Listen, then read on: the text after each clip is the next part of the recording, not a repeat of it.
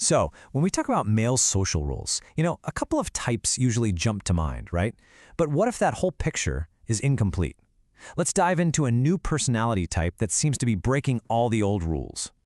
You've got the alpha male, right? He's the classic CEO, the team captain, that confident leader right at the very front of the pack. And then, of course, there's the beta male. He's the reliable number two, the guy who's great at taking direction and making sure the group works together. It's a pretty traditional top-down social structure. But here's the thing. What happens when someone just doesn't fit into that neat little structure? What if their goal isn't to lead the pack, or even to follow it, but to operate completely and totally on their own terms? This one question, well, it opens the door to a really fascinating and honestly an often misunderstood third archetype. And that's what brings us beyond that classic binary of alpha and beta. We're going to be talking about a personality type that's getting a ton of attention lately, the sigma male. This is an individual who just doesn't play by the established social playbook. So what is a sigma male, really? Well, the core idea is this. It's a man who makes a conscious choice to live outside of the normal social dominance hierarchy. Yeah, he might have a lot of the same traits as an alpha, the confidence, the drive, but his primary value, the thing he cares about most, isn't dominance, it's independence. Okay, now this is where it gets super interesting. Just look at this chart. It breaks down the differences so clearly. Check out motivation. Alphas, they're driven by dominance. Betas, they want acceptance. But sigmas, they're motivated by freedom. Their social role isn't leader or follower, it's outsider. And this is the big one.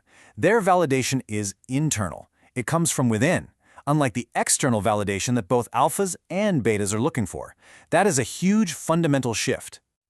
So what does this lone wolf archetype actually look like day to day? Let's break down the core characteristics that really define who they are. Okay, so let's look at their inner world. A sigma male is often an introvert who's genuinely comfortable being alone. But this solitude isn't about being lazy. It's where he does his best work.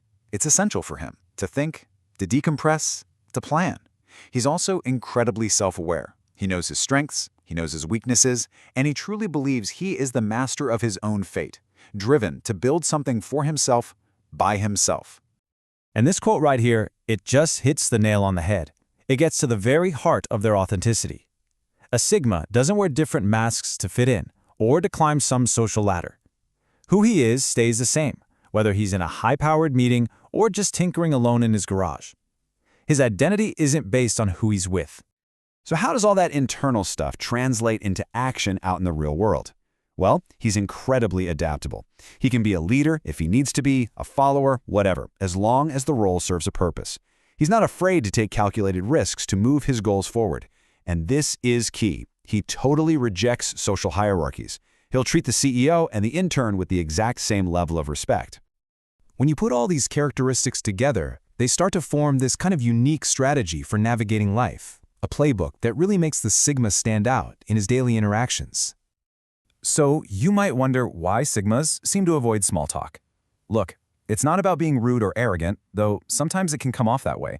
They just see all those formalities as a waste of energy. He's not trying to win a popularity contest. It's really all about efficiency and saving his energy for interactions that actually mean something. This brings us to a really key distinction in their style. You could describe an alpha as a dominant extrovert. He commands a room with a loud voice and big, bold actions. The sigma, on the other hand, is more of a dominant introvert. He can command that same room, but he does it with his presence, with his aura, often without saying a single word. So, if he can command a room like that, how does he lead? Well, it's a very, very different approach from the typical top-down style that we're also used to seeing. This little process right here, it basically sums up their whole leadership philosophy. It's all about the goal, not the ego. First, they analyze what needs to be done. Next, they just slice right through all the office politics. Then, they find the most efficient path forward and they just execute. Quietly. All without needing a parade or a pat on the back. For them, the job itself is what matters. And it's so important to get this. A sigma could be an alpha, if he wanted to. He has that same cunning, that same relentless drive. The critical difference is he has absolutely zero interest in projecting that power or chasing after titles. For him, his value is self-evident. He doesn't need anyone else to confirm it. Okay, So what happens when people like this, people who operate outside the norms, start to gain influence? This personality type doesn't just exist in a bubble. The presence of sigmas could actually start to seriously challenge our existing social structures. One of the most provocative ideas about sigmas is that they often operate in a kind of moral gray area. Because they're outsiders looking in, they can see the flaws in our systems with crystal clarity. They don't just automatically respect the system because it's been around for a long time, and yeah, they're more than willing to disrupt the status quo. But their purpose isn't just to tear things down. They see that the hierarchies we all live in might be broken, and they truly believe that new and better ones can be built. They might be the rule breakers, but they're also potential rule makers, aiming to create something new in their own image. And that leaves us with a pretty fascinating final question to think about. In a world where all the old structures are constantly being challenged, could it be that these independent, adaptable, and totally self-motivated individuals, these lone wolves, are the ones who are actually going to build and lead the hierarchies of the future?